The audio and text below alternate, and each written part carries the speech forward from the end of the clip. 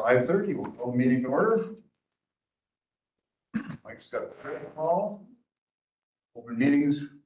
Line. Yes. Approval of agenda. Issues with the agenda. None. Motion to approve. So moved. I'll second it. Motion second. All those in favor signify by saying aye. Aye. Approved. Minutes from the last meeting. Motion to approve. Second. I have a motion and a second to approve. Any discussion at all? Hearing none. All those in favor signify by saying aye. Aye. Opposed? Carried. Public comment? Public? Overdoors. James is 7:05. Yeah, come on, move this along. Yeah. Staff reports. Okay, let's see, so coming up, we've got the Pumpkin Fest activities, so we'll be in the trick or treat trail with City Parks and Rec, October 24th, Friday. So we'll be handing out candy and everything. They had about a little over 600 kids last year, so it's a pretty big event. Then the next day, the 25th, we have our Run Walk, Pumpkin Fest Run Walk, 5K, 10K. I don't know about how many people we've got signed up now. 62. Okay, so far. So we'll probably have between 100 and 150 or so, depending on the weather. So that's turning out pretty good. We'll also have open house that day and Sunday, so pre-fish and open house. And pool party will be that afternoon. Let's see, we are planning the ugly sweater. We'll start planning that after the Pumpkin Fest is over, but it'll be December 6th again. And let's see, St. Mary's Free Swimming started today. You can talk about that a little if you want to. Yeah, today was day one. St. Mary's is coming in for 10 Mondays in a row. Teach swim lessons for the first time in many years today, so that's fun. This weekend, we having another lifeguarding class, and I have 9 signed up right now, so hopefully that'll help. I'm spending a lot of time in the pool again, so good to get some relief. Even if we get half of them to work during, say, the school day, that should help out a lot, so. St. Mary's swim is the 3rd grade swim. They get about 18 3rd graders. Those are the ones that were paid under the grant that we received, and then the Richland School District, their classes, they're working with Kyle a little bit. With the new principal, it's been a little bit getting some of that logistics worked out and getting whatever 80 kids or so transported over to Symons is what they're working on right now. So they'll also be part of that. A smaller group of St. Mary's will be a good trial run, I think, for when they come over. A lot of moving pieces to that, so trying to get all the bugs worked out now. And it'll be a little bit easier when they get there. Memberships and visits are holding pretty steady, around 1,700 members, around 5,000 visits in September. Usually this is right around the time when we start to see a steady increase in membership, right around open house time. We start to see more people coming in. And so we're kind of hoping that, again, we're expecting to be closer to the 2,400 or so over the winter like we had last year. And that's about all I've got right now for staff report. Okay. Foundation report? So far, most of you are probably aware the foundation's had a fundraiser going on. It started on the 1st of September and it's going to wrap up the end of October. So far, we've raised $75,864.42. Oh my God. 50,000 of that was a donation that came in last Friday, I believe, and that's for the endowment fund. And so, and I got an email about a week or so ago that the initial $25,000 matching money that kicked this whole thing off.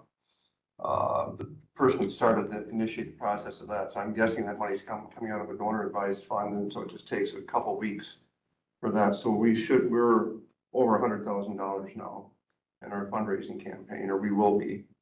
We're also talking about, actually setting up the endowment fund. We had received a anonymous donation previously of $50,000. So now we've got about $100,000 that we can set up an endowment fund. And, we're just going to take a few months to explore the different options that are available and try to do what makes sense for us and Symons. Great. And actually, I'll add on to that real quick too. I don't think I had a chance to say that, but earlier in the meeting, today earlier, the foundation had selected Al to sit on as the foundation member representative. So we're back up to nine board members now, so they'll be representing the foundation. Who did you say was representing? Al is- Me. Yeah. Oh, I you would, are. Yeah, Al's also the president. that's why I'm sitting at the adult table. I knew he was the president. I didn't know if he had. Yeah. Okay, rebranding, sponsorships, partnerships. All right, so the innovation grant project in your packets, there was, sent the IPA proposal, and that had been, the city had got that through a grant, and that was just approved by city council last week. So IPA will be starting to work with us. Actually, Thursday, we have a Teams call with them to kind of set up the timeline and everything with city staff and myself. And they do have, and if you read through their proposal, there are going to be plenty of opportunities for the public to have input into it. They will be surveying both members and non-members as far as what they want to see. They'll also be having meetings available for the community forum meetings that they can participate in, so plenty of opportunities for the public to participate. And then they'll also have several stakeholder meetings that will be with not only you folks, but also city council members, county board members, foundation members as well. So an opportunity for stakeholders to also provide input into some of the structure and modules that we're looking at for this. They did we had 5 really good proposals. The RFP was really well written. 2 of them were in-state firms, 2 of them that I've worked with before, 3 of them that were out of state, but were very well qualified. This is probably the smallest of the 5, but this is also one, they're based out of West Bend. And they're very familiar with the innovation grant process. They worked on several of them before. So they're very familiar with the grant, and they also had the quickest timeline, quickest turnaround. I believe they had like a 14-week turnaround, about a 3 to 4 month turnaround, where the other ones were right around 8-month turnaround. So this will get us where we want to be right around March, April of next year, which gives us plenty of time before we get to the budget planning process. So that was one of the big things that kind of pushed them over the top as well. And then also having their approach being a little smaller and a little more, I think a little more aligned with kind of what Richland Center and what Symons is, being a little bit smaller and a little more responsive to us that way, we believe. So we're excited to be working with them. And again, that'll start on Thursday.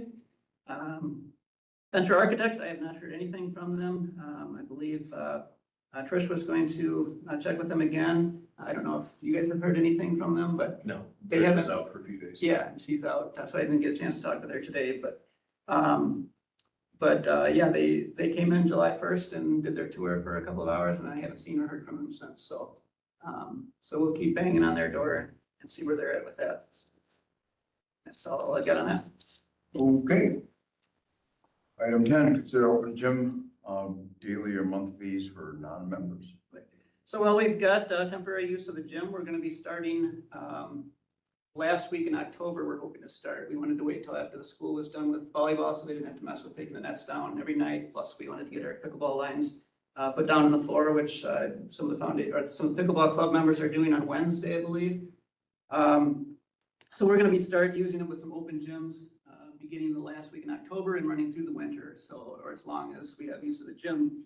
So with that, we've got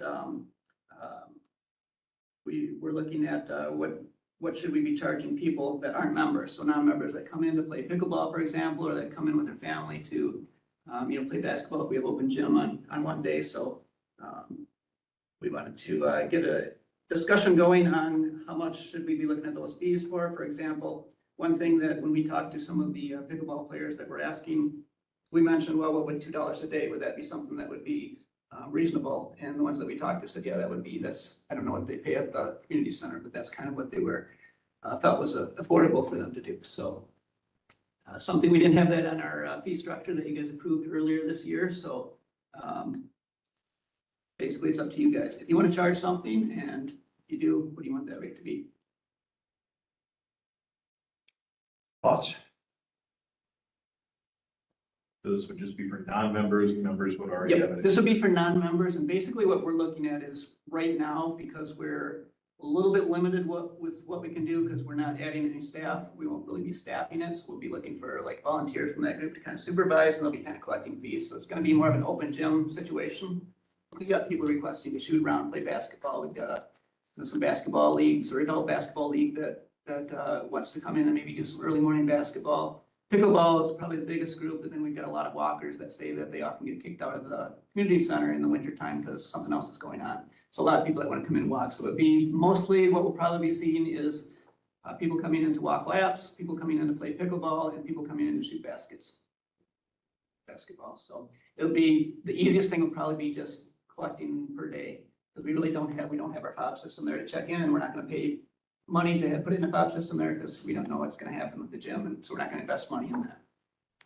We don't have cameras over there right now, but we do have the ability where one of us can sit over there once in a while if we've got a bigger event going on. I don't remember what it costs to use the gym at the community center, and I should know that. But I don't, because I think we should probably be in line with that, because it's the same thing. Right? We're gonna shoot hoops, we're gonna walk. Pretty much, yeah. I don't know, is it online maybe? Probably.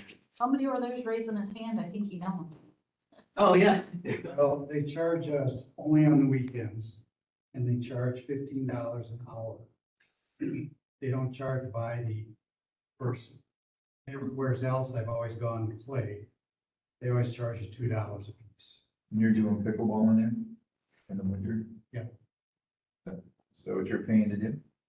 Are you, Like 30, yeah, yeah, play for 2 hours, it costs us $30. as it for the group?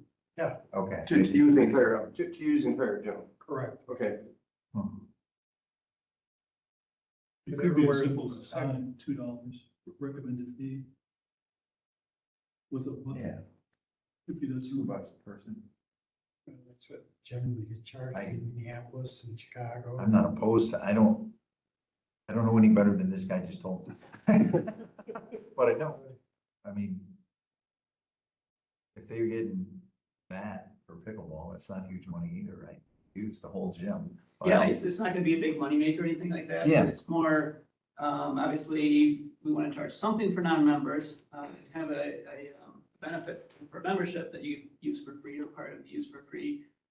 It's also, something that hopefully there might be someone that would see that and say, hey, I'm gonna be there, 8 times this month anyway, might as well get a membership. So, and hopefully it'll convince some people that, well, this is an extra benefit in having a membership. Maybe I'm not a swimmer, I work out a little bit, but if I had a gym, that's kind of pushing me from the edge to get a membership. So. Well, what you described to us is individuals wanting to come in. I don't know if we'll get, well, you have a league, guys that want a basketball league. We do, right now, just because of the way the facility is set up, and we don't have a whole lot of control over it as far as, we don't have the fob blocks or anything like that. We don't have staff that can go over there, so it's a lot easier for us just to do it as an open gym. And a group of guys, girls, whoever can come over in an open gym format and say they're gonna run their league this way, but to us, they're individuals. They each pay individual if they're not a member. It's just easier that way until, if we had more hours or if we had a facility, then we might do actual structured leagues that way. Right now, we're not planning on structured leagues Yeah. because we don't have the extra staff. We don't want to pay extra staff until we've, got the funding for it. So I just went on pickleballwisconsin.com and it pulls up every facility in Wisconsin that you can play pickleball at. And yeah, they're charging anywhere from nothing to $5 a day. So. A day. A day. Yeah, you just, some of them have times where you're allotted to play pickleball, but it's per person. Most of them are either nothing or up to $5. And then some of them you can pay for a monthly pass, a weekly pass. But it's pretty consistent. Most of the day rates are less than $5 or less. So I would say $2 is probably a good place to start. It doesn't mean we can't increase that down the road as we see more usage. Yeah, and we've got the gym approximately from 7 a.m. until about 2 p.m. So we don't have it for the full day because it has it at the afternoon. So we're a little bit limited there in hours as well. Do the walkers pay $2 a day too then? That's up to you guys. I mean, you guys can set a different cost if you want to. If you wanted to do it just free for a place, that's totally up to you guys, or if you wanted to charge them, whatever. Does liability insurance cover the open gym? It's part of Symons, so yeah, Part it of it, seems. well, I mean, it's all county owned anyway, so okay. it's Symons sponsored that. Melanie, if that was a motion, I'll second. Well, not yet, because I have daily and monthly, so are we looking at just starting with just a daily rate, or do you want to set a monthly? Thought some about monthly, but I think it'd be easier just for daily for now until we're just starting out now. We don't know. We don't know this with the school too, and the school might have a day where they need to come in for whatever reason, their gym floods, they might need to use that gym, and Right. so we don't wanna kick someone off and have someone complain that, well, I paid for a month, why can't I get in there? So we'd like to have that flexibility, I guess, for now, until we get a little more used to it. Okay, so then I'll make a motion to charge a $2 daily rate for non-members to use the gymnasium. Second. Any further discussion? Okay, all those in favor, signify by saying aye. Aye. Aye. Opposed? Carried. Stewardship grant. All right, so if you remember, back in May, we applied for a $50,000 stewardship grant for the tennis courts. Unfortunately, we didn't get that one. It's a competitive grant. They didn't have enough money to fund everything. They asked us to apply again next year. However, I'm hoping we have it built by next year. So we did not get that grant, but the trail grant, we initially applied for a recreational trails program grant. That's an 20% grant. So we applied for $40,000 for that with the intent of matching up $10,000 for 10% for a $50,000 project. The RTP program ran out of money, but they did offer us to go in a stewardship grant, which is a 50-50 grant. So for a $50,000 project, they offered us $25,000, which would mean we would have to match with $25,000 now instead of $10,000. Good news is you have 2 years to complete the project, 2 years to raise the money. So if we wanted to accept it, and this will have to go to county board eventually for final acceptance, because it is different from what the application it was that we initially made. Again, this would be starting in January 1st, 2026. We'd have 2 years to spend it, so we'd have to have it spent by 2028. This was again for improvements to Marty Brewer trails, which would be wayfinding signage, some interpretive signage, some seating benches up there, and just some improvements in that way. Some of the things to consider, first of all, again, we need, instead of raising $10,000, we need to raise $25,000, which I believe we could do, especially since it's 2 years. But again, this is a stewardship grant, so that would put the county in the same position that the county is in with the tennis courts now, where you're gonna have to own those trails forever. Or if you ever get rid of them, then you have to replace the value of those trails somewhere else in another county park or another county facility as recreation green space. They don't necessarily have to be trails, but they have to be public recreation space.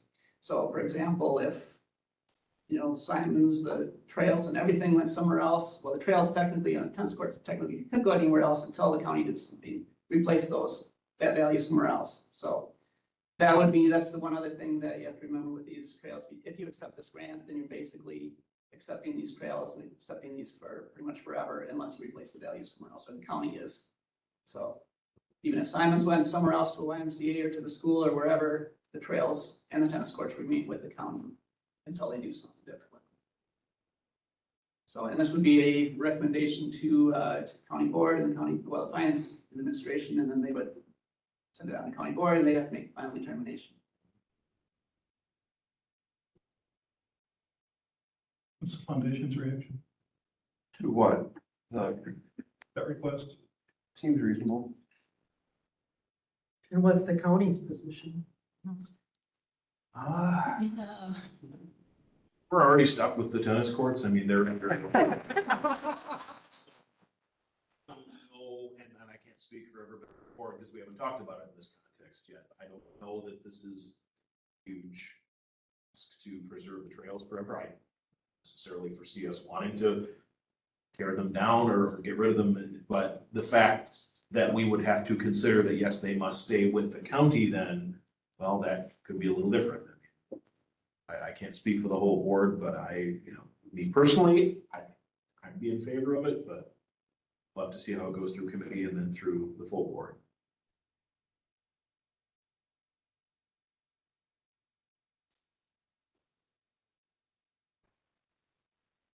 So, I have a question. If the county does not want the trails, would you please repeat what they would have to do? They'd actually have to go set up some new trails? Well, Is that what you said? Yeah, so what the stewardship grant, what the government requires with stewardship grants, any stewardship grant that you accept, you're keeping that, they're only available for city and county government for one thing. Not for school districts, not for, they are non NCOs can receive them as well. But if you were ever to get rid of those or want to get rid of those, they basically have to stay in public recreation forever. And they have to stay with, in this case, with the county forever. And the county can transfer that to the city. So cities and counties can transfer between each other. The city has the same thing. So if the county didn't want them, the county. I got some trails now if you'd like some. Like some tennis courts. Yeah. So that's okay. But you can get rid of them, and basically you're transferring the value. So basically the state's giving you $25,000 in this case for the trails. And they're saying that they're investing $12,000 or $25,000 in Richland County trails. If the county were to vacate those trails and not have them anymore, you can't just pay the state back on their grant. The state says, we invested in this, you've got to replace the value of those trails in another county park somewhere else. Or a county public recreation space. They don't necessarily have to be trails, it can just be green space, it can be a picnic area, it can be kayak launches, whatever, but they have to remain, and then that grant transfer to that other thing. So for example, if the trails they got rid of the trails, but the county moved that value to Rockbridge Park and put whatever that value is in the Rockbridge Park kayak launches, then that grant would transfer to the Rockbridge Park kayak launches, since the county couldn't get rid of those kayak launches. I see. So it's not a trail for a trail. It's recreation space for recreation Yeah. space. Just has to be available for the public, Okay, thank you. for use. Motion to move forward. I'll second that. Okay, we have a motion and a second. Any further discussion? All those in favor signify by saying aye. Aye. Carried. $1,000 grant from the campus. So the Campus Foundation they gave us $3,000 earlier this year. They got a hold of us and said they've got an extra $1,000. If we want to apply for something, so well, we've got an extra $1,000, we're going to apply for something, and we recommend that you apply for, we had inherited the large format printer from the campus. The school didn't want it because the cost of supplies were too expensive. And they said, we'll give you $1,000. We recommend that one of the things you apply for is supplies for that printer. So we did that. So they gave us $500 for the large format printer for new ink and paper and everything. So that will take care of that. And then another $500 that would pay for the Pumpkin Fest pool party. So we just need recommending acceptance for that $1,000 grant. This again will go to finance and county board as well for acceptance. I make a motion that we accept the $1,000. I'll second it. We have a motion and a second. Any further discussion? Now, all those in favor signify by saying aye. Aye. Opposed? Carried. Space needs.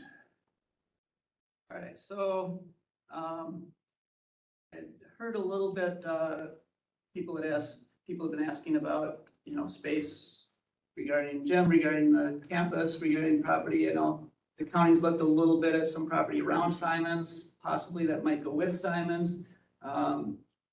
Sectioning off the area of Symons that won't be part of the campus if the other part of the campus that's developed or sold. So what I thought is we need to start get discussions going on where you guys want to see the future of Symons going, because there's for us, and I've talked with Trish about this several times, it's been hard for us to do too much more planning than what we've done. We'd like to do a lot more improvements. We've done about as much improvements as we can right now. Money's not really holding us up right now. Right now, it's just kind of, we can't really do a lot more with the existing footprint we have because, for example, if we renovate the locker rooms and then all of a sudden, a year later, we hear that we want to add on locker rooms on the backside. Well, we just stuck in $20,000 to renovate the existing locker rooms when we're going to be relocating those to another spot where we can expand them. So it's kind of hard for us to plan for some of that. You know, it's, new desk and lobby area. Family locker rooms has been for a long time, talked about needing there. We've got an area where we could put it in the existing one. It would crunch things in quite a bit, but then that's again a cost that we don't want to put 50,000 into putting in family locker rooms if all of a sudden a couple of years later, we're gonna be told to do this something differently. So, and I know that, the schools obviously got their interest in what they've got. So I think in this group representing Symons, I think we should start to talk about some direction where we kind of want to go. Do we want to go at, do we want to focus on maybe a long range campaign to either do an addition or to do some type of improvements? And if so, we should start to, Kyle and I can start to put together some priorities with how we can kind of achieve some of these things. Now I included, and Larry, I'll get this one in a second, I didn't print enough of them, but I included this kind of last minute today. I just printed this up. I went back and I kind of wanted to go back in time for you guys to see what I could find in the records, and a lot of this happened that I didn't know about either, but obviously 1987, the original building was built. That's approaching 40 years. 1998, the first addition was put on. That's approached 30 years. Then in 2005, the first addition that got printed out here was actually paid for. This was paid for Kaler Slater. I'm not familiar with them. I don't know if they're around anymore, but they had provided this or were paid to put together this sketch. Now, this is mainly looks like an addition on the north side, which is where the solar panels are right now. But on the back side of Symons is the majority of it. You can see everything in orange was what they were proposing to add on.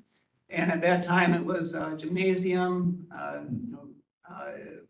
gymnasiums, new lockers, jogging track on top, above, I should say. And then at that time, it had, the fancy pool with water slides and stuff. And then in green, darker green, you can see the renovated areas of the existing facility. Obviously, things that happened since then. The city built a new aquatic center, so obviously that needs kind of gone away. They did have a senior center, family senior center, drawn into this. Obviously, the city has a senior center now with the community center, so that need pretty much has gone away. There's a babysitting area here, but daycare is very expensive and that's very labor intensive. There was some level of daycare babysitting going on at Symons a while ago. I know a lot of people would like to see that again, but that's expensive again. Addition, although it is something that YMCA's do a lot, and if YMCA did come and take this over, that would be something that they would probably pursue. So as you can see, obviously 2005, that was 20 years ago. So obviously plans have changed on that. That's obviously in 2025 dollars, a very, very expensive option, but I think that's a lot more than what we would need or what we want, and a lot more to pay for. And then in 2018, another one was paid for by Jewel, or was designed by Jewel Associates, paid for, I don't know if the foundation paid for this or who did.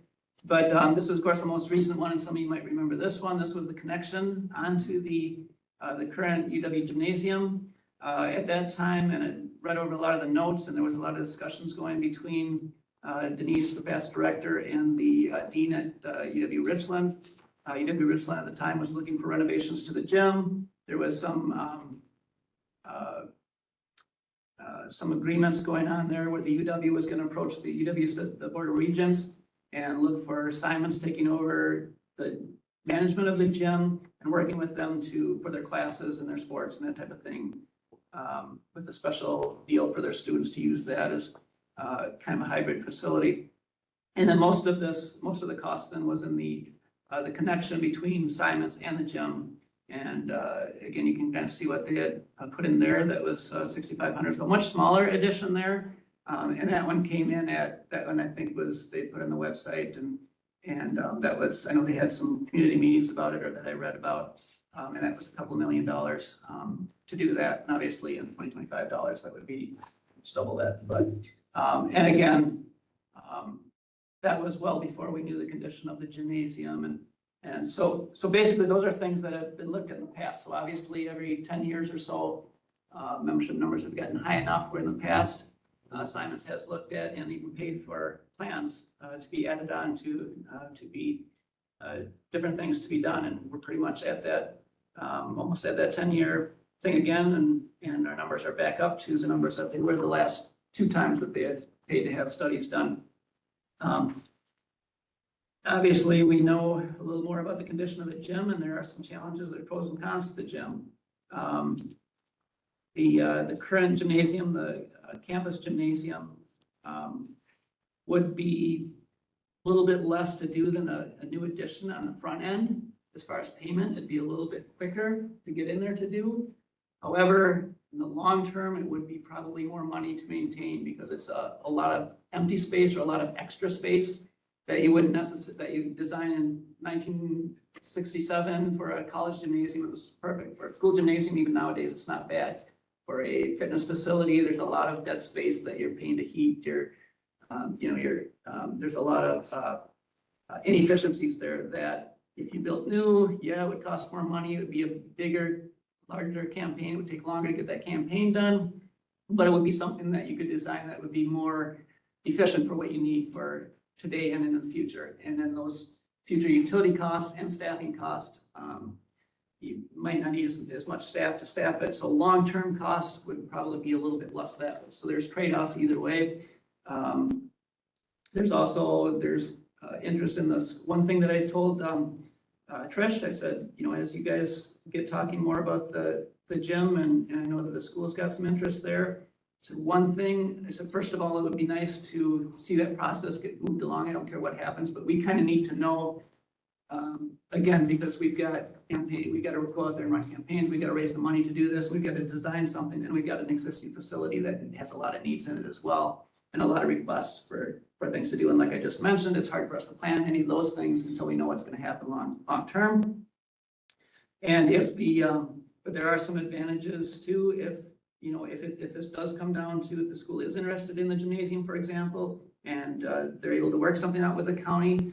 One advantage, and there are people that have their opinions one way or the other, but one advantage that would work to both the school and Symons would be to work out some sort of agreement as to part of the transfer.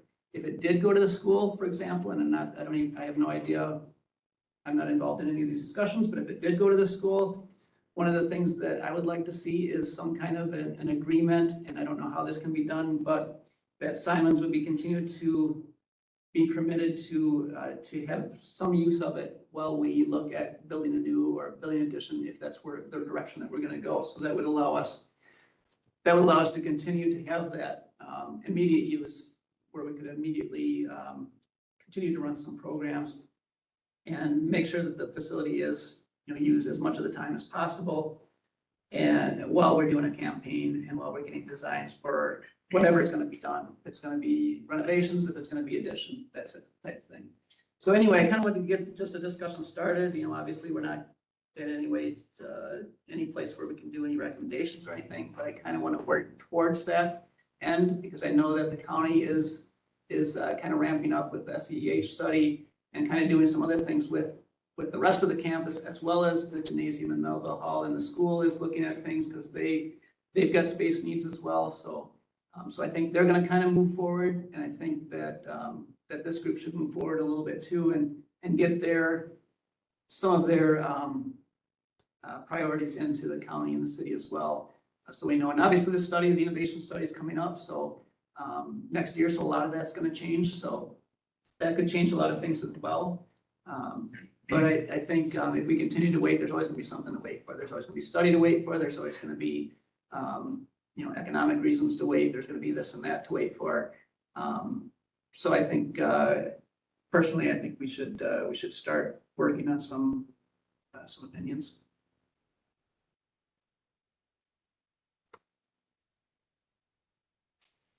And we can wait till the next meeting too.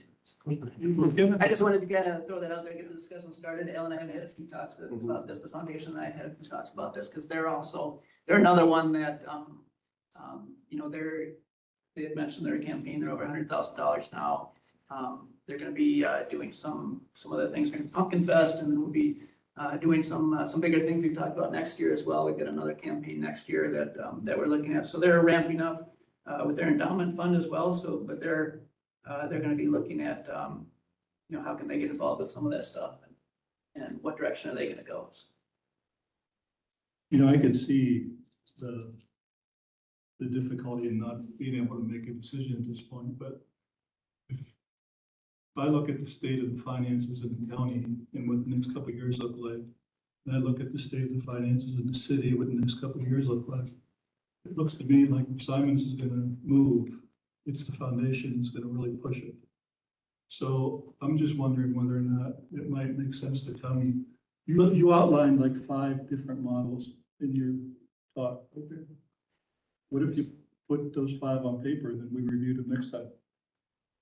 And started narrowing down the possibilities, but all those models would first go through the foundation.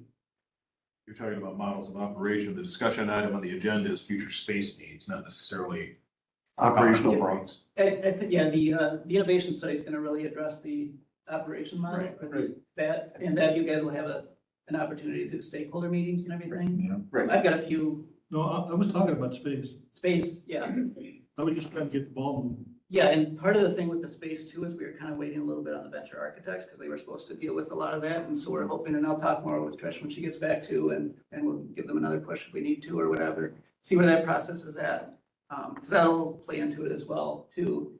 I was even But- thinking of charging the foundation with doing some planning on that, see what they think. We're asking them, not charging them, but Well, I think, asking them. I'm speaking for myself, without having talked to any of the foundation board members, I'd like to see the results of the venture architect study, and I'd like to see the IPA, the innovation grant study, you know, get that, that's gonna take like 4 months, so like in March timeframe, we should have a pretty good idea of where things are at before we start jumping into trying to set a path. I mean, figure out what we've got, and then try to determine where we want to go. That's fair enough. But would you agree that foundation's like the key player? in Well, I this? don't know if it's the key, I mean, a player. I mean, because there's a lot of, I mean, the county's certainly a material participant in this. Oh, no, I understand that piece of it. I just see the tight finances. I think it would be nice, you're looking at what was, 20 years ago and 10 years ago, just having the conversation of, okay, so what are the needs now?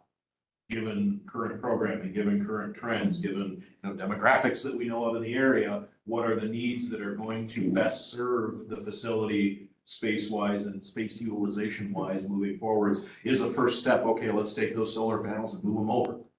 They might get better exposure on the side of the building than they go behind, and maybe they're a little more productive, who knows? Well, and to your point, Dave, I think the innovation grant study is going to help guide that discussion. You know, where is the industry trend going? You know, and I think to me, that's kind of the linchpin of everything right now, along with the venture architecture report, to see, what is the state of Symons, from a physical plant point of view. Yeah, and right now, our priority, I would say, for Symons would be locker rooms, easily locker rooms. The locker rooms that we have are right now very much undersized, but they're also, they need new drainage system, they need a lot of things. I think embarrassing is the word. Embarrassing. They need a lot of work. We've had several people tell us that they don't come to Symons, they go to one of the other local fitness places because they have more private changing rooms where they have more privacy, they don't like to shower with everyone watching, whatever. And that's not really, back in 1987, everyone did that, we did that when we were in school, and they don't do that anymore in schools, I don't think either, but so there's the privacy issue, there's the undersized issue, and unfortunately, the locker rooms that we do have are completely landlocked. They're right in the middle of it. We can't expand there unless we relocate them. And then we also don't have family changing rooms, which is a really big problem right now because we have a lot of developmental or disabled kids, developmentally or physically disabled kids that might be 10 years old and they're opposite sex and their parent which one do they go into? Do they go in the boys or the girls, men's or women's? And we also have on the other side, we do have, I know of a couple of older couples that are, you know, in their 80s, probably 70s, 80s, that might be in a wheelchair, and their caregiver is opposite sex and they're older as well. Which one do they go into? They have to help that person change in the wheelchair change or whatever. So, you know, that one person, I don't know if they're still coming, but we have to clear out the women's locker room. And then they can go in there and we make sure no one goes in there. And when they're out, then we can open up the women's locker room and people go back in there again. Some of the families, we've let them use the racquetball courts before to change and just sign on there and not let people go in there. We've let them use one of the restrooms before, so we make it work. But yeah, it is like Kyle said, it's a little embarrassing, but also the condition of them. And they're just old enough where it's not because they're not getting cleaned. It's that once you've got 40-year-old tile, it's hard to make them look clean.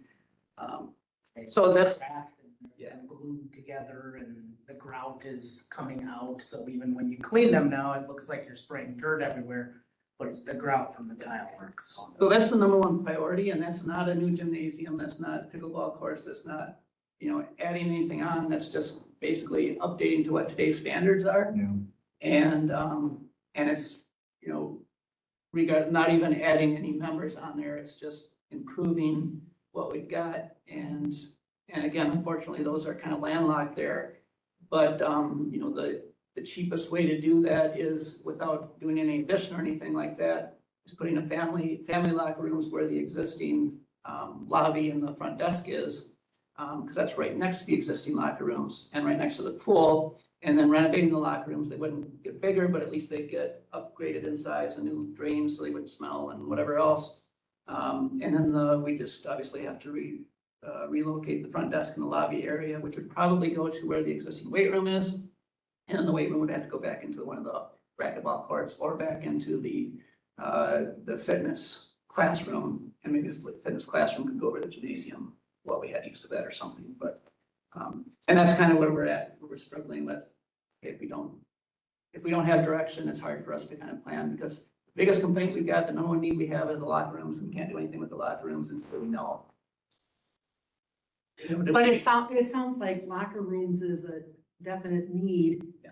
And to me, does that really hinge upon, retaining management of the current gymnasium?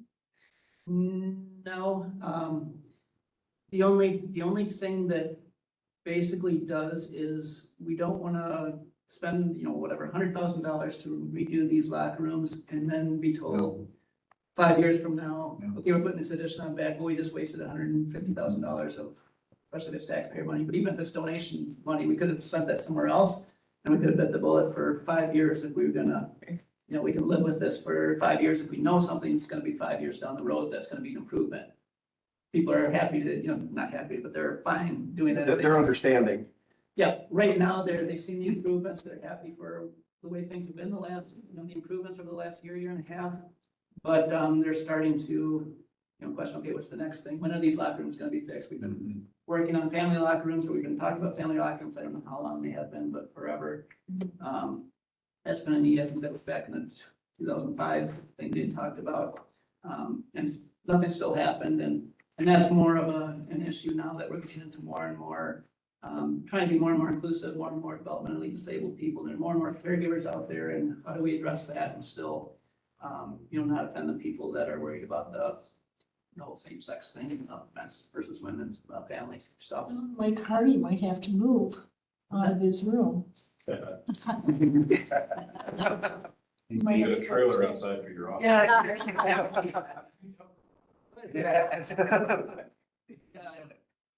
Kind of shape of the locker rooms in. Yeah. They're 20+ years older than the ones at Symons, and they look, Oh, Things and are they're not as well maintained as the ones at I Symons. thought. Last I knew, the showers didn't work in the women's. I honestly don't know if they're functional or not. I know there's tile falling off, there's pieces of stuff loose, and so Okay. they're not really usable right now. It took a shot. I actually had somebody tell me that I saw recently that went out to the gymnasium and said, the bathrooms smell so horrible out there. Don't you guys clean them? And I said, I'm pretty sure we clean them. They smell really bad. And she said, I don't know if I would want to go back out there because of that Symons. Which bathroom? at the gym. In the gym. If Jim. Yeah, When I was- be cleaning though, they're in there daily. It seems like that. But- They're just Go right in there daily. It's just old. But Well- if you've got the old floor drains Yeah. and stuff like Yeah. that, it can Yeah. be something like that. And, you know, I know like I smell things that other people can't smell. So sometimes I'm like, that smells horrible. And people are like, I don't smell what you're smelling. So it could be that situation too. So. And the other thing with the gym and the locker rooms there, and people have mentioned locker rooms, using those locker rooms there, they're just, the layout's just not, I mean, getting people from those locker rooms to the pool Yeah. would be a headache. Yeah, yeah. And the other thing is, then people say, that, well, we have the area east of the building to build on, putting locker rooms there, but then you've got to go from the entrance through the pool to the locker rooms, back to the pool. You like to go through the locker rooms to get to the pool because you want to get showered before you go into the pool. So, and that's a more difficult thing to do because again, just the way the layout is. So anyway, a lot of challenges there, but we're just kind of going around in circles. Has there been an uptick in the use of the racquetball? See anyone in there for I don't know how long. So Somebody was actually in there last week.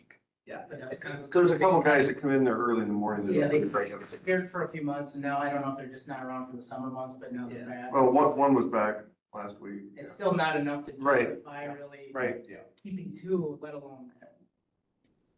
So that's, and we've talked about that before, and that's one of the easiest solutions is getting rid of one of our parts of racquetball. It's not.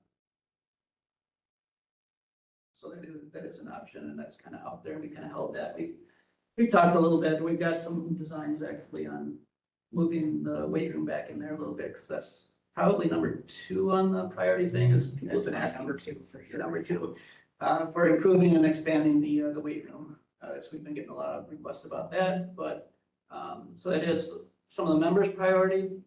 I guess because we've got other options in the city, it's, you know, I think our anchor is still the pool area, even though it will be nice to fix those other ones up. Without the pool, I think we're more dispensable then, because there's, you know, Anytime Fitness, there's Fitness 14, there's other fitness places. It's the pool that needs the support of the taxpayers right now. That's what's losing money. Those are the I think that funny. if our long-term solutions are 4 and 5 years out, that we really do need to think about implementing something interim, even if it's gonna be an investment of money to Sure. improve the experience for those 4 or 5 Yeah. years while people are waiting. Yep, yeah, and that's the other thing, I mean, and that's, again, the locker rooms are, you know, the biggest priority, but one of the easiest things is also the racquetball courts, that's right next to the weight room. And that's something that's gonna bring in more people, because we have had people say that they do go to other fitness rooms in addition to the locker rooms, because there are better equipment options and just the free weight room, and people that are weightlifters are really into the weightlifting, they like their whole whatever, so. Yeah, our weight room is our lowest usage area, I guess you would say. I mean, it's just not very popular. Yeah. Everything else is far above. And, yeah, and those are money-making areas too, because that's where the money comes in. It really doesn't cost us a lot to run those areas, but that's, you know, as opposed to like the pool where we're paying lifeguards and chemicals and things like that. There's really not a lot of upkeep for weight rooms, but people do come in for that, and we do have a big following for that. I was wondering if the school has any, could have a class in swimming or something like that, that we could, that they could invest a little bit into that swimming pool. You know, Kickapoo, they don't graduate anybody unless they can swim. So you're volunteering to go to the school board and ask for money? I know, Well, Yeah. you know, it seems to me like if I was young again, I don't swim, I can't swim, we never had access. But I always thought it was really important for young people to be able to swim. yeah, I've talked to Steve Ward some about coming into the partnership, but getting the school district more into the partnership with, you know, with that and so that might be something, and, you know, this innovation study will involve the school district as well. They're gonna be involved in the meetings as well. And one of the things that they will look at is they'll go more in depth into what Fund 80, the community service fund, that's used by, if you're familiar with Sauk Prairie School District, they run their recreation program and they have their pool and Symons type facility there. They run through the school district's Fund 80. Same thing with Cambridge, which is smaller than Richland Center. They've got a an indoor pool, weight room, fitness center. They also run their food pantry through it. Cambridge Community Activities Program, the college went through this Community Services Fund 80 program. Fund 80 is another tax, so taxpayers do pay for it, but it doesn't go against the tax levy for the city or the county or the school district. So that's one way right now we can't raise taxes even if we wanted to, because we're at the, unless we start building more, we're at the levy limit right now. So if people say, well, we'd like to give $50 more in our taxes to Symons, we can't do that because this is not an option. It's not under our levy limits, we can't do it. If it's under a Fund 80, taxpayers still pay for that, but it doesn't count against the school district, it doesn't count against the county, it doesn't count against the city. So that $50,000 that the county's paying, the $50,000 that the city's paying right now towards Symons could go to something else and it would affect, and you'd still be under your levy limit. For the taxpayer, they're paying an extra $100,000, just not under the city county taxes. It's under the school district Fund 80. But the study will look into what exactly that will cost a taxpayer, so that people will be able to see that. It's another option, but the other thing that can do is also they'll look at the structure, because if you structure a Symons type facility under a school district, well, now you've got athletic director and people, personnel health and phy ed teachers that could do things at Symons where we wouldn't need as much staffing there. For example, my position could go away and, Kyle could run the facility and it could run under the school district as part of the school facility. So there's a little more efficiency, I think, where, the county doesn't have a parks department or anything. Symons runs as its own department, standalone department. And it's not the most efficient thing right now, especially now that the campus is away. Before the campus and Symons do a lot of stuff partnering and that type of thing. We had people from the campus working for Symons and, whatever else. But now we really don't have that luxury anymore. The same thing could be said for the city. If the city is a park and rec department, so if Symons were run under the city, and I'm sure Joey's really busy or whatever, but Parks and Recreation Director could be technically the director of Symons. And then, Kyle could be the facility manager, director, whatever. You wouldn't need two people down there, administrative type people down there necessarily. So you can kind of combine some positions and that gets rid of $70,000, $80,000 of salary and benefits for one person. And that's most of the tax levy right now. So, and those are things that this study would get as well. So Now, did you say that would be, your position would be gone, you'd go to another, or were you talking about being coordinating between the? I'm saying that there'd be that would be an advantage where we could downsize a little bit. I'd be the one to volunteer to go away because I'm the old guy and Kyle's younger and much better at this than I am. So Let me guess, you're in the looking future. for retirement, aren't you? Yeah, I'm working on my retirement, so. I got some space in my hold. No, I'm just saying that that's an option. I think, but that's why we're doing this study in 1987. This model worked good. Even through the years, it worked pretty good. But as we got further down the road, I think there are other challenges now that, we need to address. Everyone wants to see Symons there. Everyone, county board wants it, the city council wants it, but everyone's got budget challenges too, and we don't want to give up things from our, public safety and transportation. We've still got potholes out there that we can't keep up with, and, we've got to keep bad guys out of town, but. So what's the best way to do that? So we need to look at more efficient ways to do that as well, so. Oh, I don't think you better retire until this is solved. Yeah, it'll take a while to do this anyway, so it's not an overnight thing, but I'm not getting any younger either. But we can talk more about that. Okay, any other comments? Okay, committee correspondence? Anything? Future agenda items? We had talked at one point about having a school district person here. They're should put it on the agenda. I think we were talking helpful to coordinate planning with them. We have a voice. I think the way the agreements wrote is the UW person was replaced by a foundation member. Correct. Yes. And we did not add any additional committee members. I believe if we invited someone from the district, they would come to this. As Dean does, and come in here and give us feedback. We do hear, several of us in here meet consistently with Steve Board, sometimes Aaron on beyond the school board president. And, as preparations for the, community forums that we do.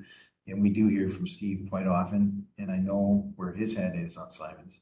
He would love for the school district to be more involved in census. It's gonna be the third voice saying the same thing. I want it, man, that's expensive. How do we do it? Because that's where he is. He wants every kid in the district to learn how to swim at Symons. He said it over and over again. He would love for the school district to be directly involved with Symons, but where does the money come from? Because a pool is a money loser, and it doesn't. Symons is amazing, and we keep making it better. And you're right, the foundation is gonna have to have a huge role in the future, even bigger role than they have now. And the reason you gave is why? Because the budget challenges of the city and the county aren't going away. They're only louder. When are you gonna start working on next year's budget? Really? November. Did you hear that? They're gonna spend a year on a year budget now because of where they are, trying to figure out how to shape all of this up. We're not far off of that. So you're right. So having the school district's input and participation would be wonderful. Steve's gonna say a lot of what we're saying. I want to, how do we fund it? So, yeah, but I would like to have him in here because I know he's got a lot of great ideas. You hear from him. Yeah.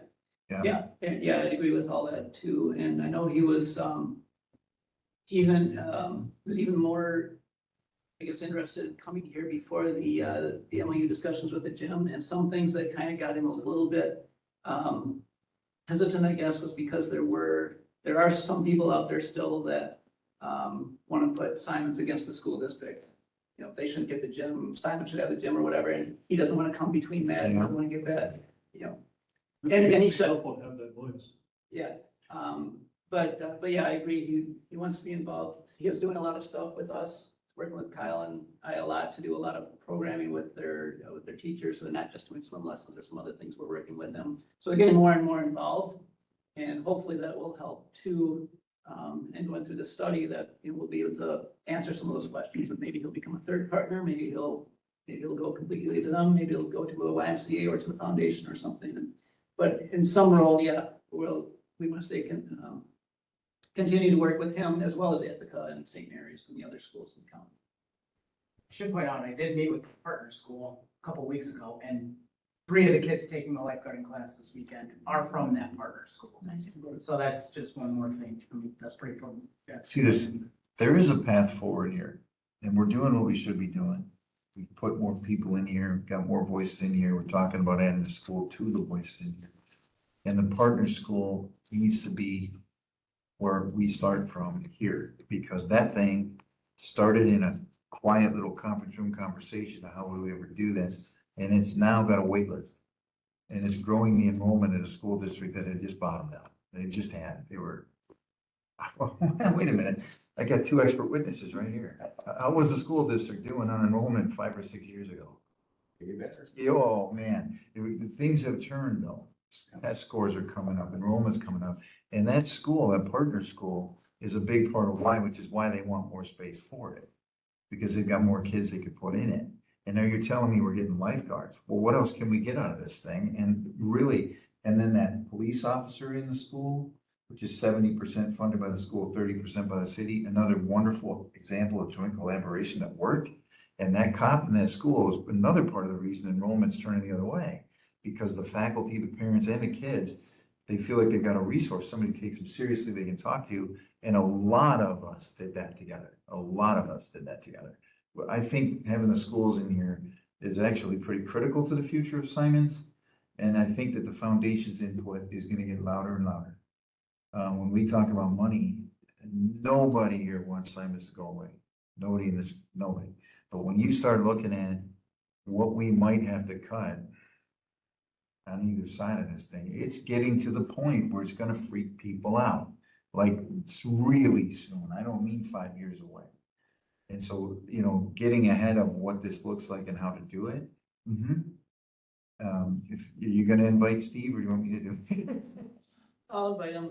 We also, I think, have an opportunity to, you know, I know Bruce has been involved with those collaboration meetings, and I think Yeah. getting more of a partnership with the hospital clinic We're doing some things with their doctors and they're referring some patients and that type of thing, but there's an opportunity for them to be a little more involved and maybe possibly look at some type of contribution as well, so. I've been on Bruce about that too at the hospital because they're sending people for physical therapy in the pool. And it's they consider it a critical resource for the future of the hospital here. Knowing again that in 2032, they plan to build one. So if you look at all the truckloads of fill going in down there at the old coal tractor, they're taking steps to build a huge, they just joined in an agreement with 9 other rural hospitals that get total of 10 to share resources and all this. Well, Symons absolutely is a resource for the hospital. They're using it. So I think it would be great if they would help too. I mean, they're gonna, look, let's be really honest, when they build a new hospital, they ain't got that much cash. They're gonna ask a lot of people for help. So having them in part of this makes sense too. They have some fences to mend and some goodwill to build from the failed attempt of a couple of years ago. And they've got a lot of people they want to go back to for money who said no the first time. And some of those people really love this facility. And if you need some politics with Bruce, let me know. Would it be appropriate maybe, to invite the school district and the hospital, even on like a quarterly basis, to just come and participate in our meeting, give an update? Yeah. That way we, Yeah, I think that's a good idea. we know regularly that they're coming, so not necessarily, adding more people to the committee, but just ask them, maybe on a quarterly basis. You come in, tell us what you're up to, you guys come talk about any collaborations you got going on, and then everybody leaves on the same page. Yeah, I think it's a good idea. Bruce actually asked us, so we do what's called a joint collaboration meeting, and you don't see minutes or anything anywhere because it's not a quorum of anything. And it's myself and Dave and Mike and a few people from, like Bruce is in there now. Sometimes Mike Wendell comes, people like that. And what we're doing, and Dean helps us with it, and Al comes. And what we're doing is kind of this with an unofficial, it's not a committee. And we're working on what's the city doing, what's the county doing, what are the schools doing, and what do you see and what do you hear? And that's where the community forums came from, was from us meeting. And it was just an informal, Marty Brewer and I having a talk once, that just over time kept gathering people. And the Bruce actually raised his hand and said, can the hospital be part of this thing? So now he was actually part of the last community forum. Yeah, more is better. I think just on a quarterly basis makes sense, but the school district's too important a player not to have all the time, I think. I really need the school district's help with the pool, to be honest. I need, Yeah, they're a major partner and player, and the physical proximity Oh, could push the envelope on some of those questions you're asking in terms of space. when you say you need their help for the pool, what do you mean? well, just like when I was a teacher before in Boston, and I worked out work release with the guidance counselors, where that was just one tiny thing. I had the pool open all day long, and the kids had work release, so I worked with the guidance counselors. They worked it into their schedules like in advance. And that was the way I could just have the pool open all day long, and I didn't have to sit in there kind of like I do now. And those school kids were lifeguards. Yeah. Okay. I mean, I ran lifeguarding classes as part of summer school. We had 400 kids a day in summer school swim lessons that were free.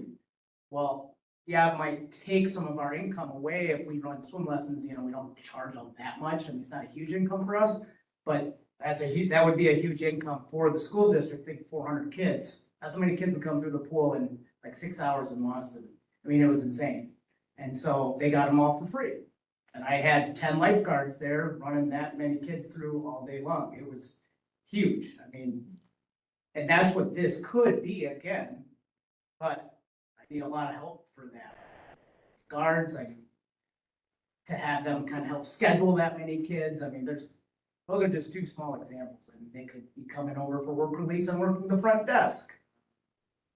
The FIAD teachers should be coming over during the school year and bringing their kids over and helping run swim lessons versus me trying to necessarily schedule them during the day. It should be part of the FIAD curriculum, instead of maybe providing, always having to seek grant money for it. It should be just 7th grade swims every January for 2 weeks, boom, and then it's there. That's the way I think when people see that kind of thing, like the kids aren't getting those swim lessons and they're almost, I say in a way, they're getting them for free. There's no charge to the families, almost year round.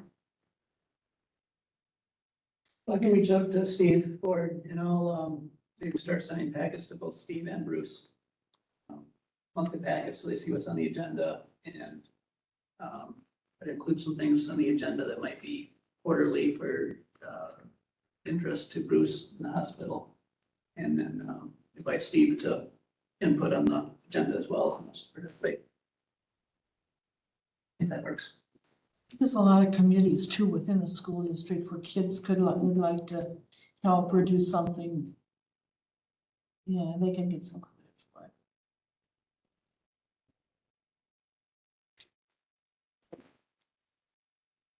German, Motion to adjourn. I'll second it. all those in favor, signify by saying aye. Aye.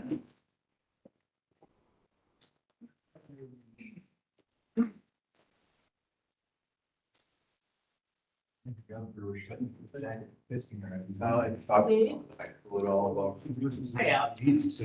The issue of scheduling is a year out, you know, so Yeah, that's true. it takes, you know, it's like trying to get it started. Like, just Yeah. build one, get it started.